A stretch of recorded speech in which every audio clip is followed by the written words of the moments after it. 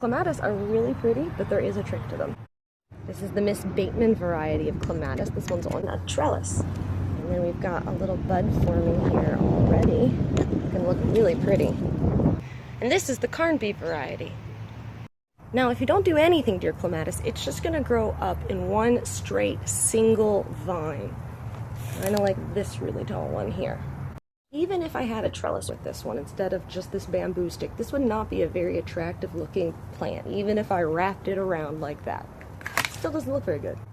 Here's a great example of clematis that didn't get trimmed, so it got too tall, and now it's just one big vine spire, and it doesn't look very good on this trellis. Notice, though, that at each one of these leaf intersections, you've got these tiny little offshoots here. So what we want to do is trim right above any one of these, and it's going to bush out wherever we trim it there. Clematis has clearly spent an awful lot of time and energy growing this magnificent spire of a vine.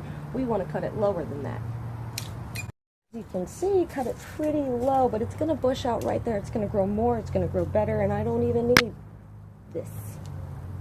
Now this is a clematis that I cut previously, and you can see that where I cut it, it's already starting to bush out, and each one of these is going to be its own vine that you can cut and bush out more later. Here's another great example. This one's grown up a little too much. We pushed it out here, but you know what? It's time to clip it again. And don't forget to take the dead flower off too after it's bloomed. Otherwise, this plant's going to put its energy into making seeds instead of filling out this beautiful trellis.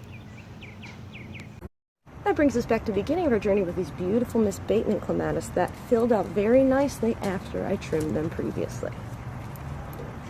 Here are some beautiful clematis adorning a mailbox.